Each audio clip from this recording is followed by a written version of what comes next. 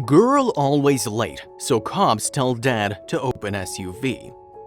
He tried everything he could to make sure she arrived on time, but life wasn't doing them any favors lately and they missed several school bells.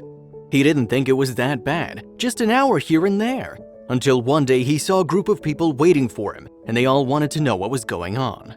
The sun was barely breaking the horizon when James Schweikart finally pulled off the road and turned off the ignition. The trek had been long and filled with emotional ups and downs, but he and his 10-year-old daughter Maddie had finally made it. He looked back at their mound of belongings. Every inch of the old SUV was packed with bags, boxes, and anything else they could cram into the vehicle. It wasn't the best way to relocate, but there was nothing he could do about it. All he could do was focus on the next important step. However, at that moment, he had no idea what the next step would really lead to. It was simple: get Maddie enrolled in school. Nothing was more important than his daughter's future and happiness. Life had been rough for the both of them, but this new city was a new start, and James would do everything he could to be the best father possible. When the paperwork finally went through, it was time to meet the teacher. Miss Malcolm welcomed Maddie and him into the classroom with a wide smile. Her cat-eye glasses and floral dress looked like something out of the 60s. The middle-aged woman was clearly passionate about her job, maybe a little too passionate. She kept a close eye on all her students. This made James leave the building with a lingering feeling of unease. Still, one little bump in the road wasn't going to deter him. Next was to look for a job. Their previous city, Oklahoma, had been unforgiving when it came to employment. Now, James set out with determination to find anything he could, even if it was sweeping floors. However, just when things started to look up, disaster struck. James and Maddie looked at the steaming hood of their SUV with wide, defeated eyes. The hisses and sputters meant one thing: their only form of transportation had finally met its end. James stared at the auto catastrophe, feeling like the flimsy new life they'd been hoping for had just fallen apart. There was only one thing they could do, and it would take a toll on both of them. Nature had given them 2 feet and they'd have to use them. James had to get a job and Maddie had to go to school.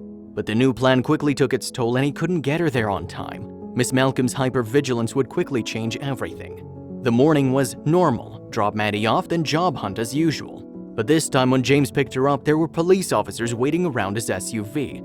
The teacher noticed his daughter's exhaustion and thought the worst. James felt his stomach twist and rise into his throat. In his experience, the cops didn't help or even care about people like him.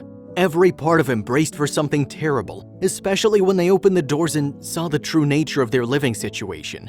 James and Maddie had been homeless for 2 years. Their SUV was their house. Leaving Oklahoma was the only option. It wasn't safe to live there anymore. The little money they had went to survival. There was no way James could afford the apartment he and his daughter so desperately wanted. But instead of handcuffs, one officer did something unexpected. He decided to help. James watched in awe as over the next few weeks, Officer Butler rounded up the community to help them. They found him a decent job and even helped with the paperwork to get into a rental home in a nice neighborhood. But that wasn't all. A tow truck and mechanic company paid for the SUV repairs for free. People from all over donated clothes, food, furniture, and other vital supplies to help get them started. The two of them would have a real roof over their heads and real beds to sleep in. The struggling dad couldn't believe it.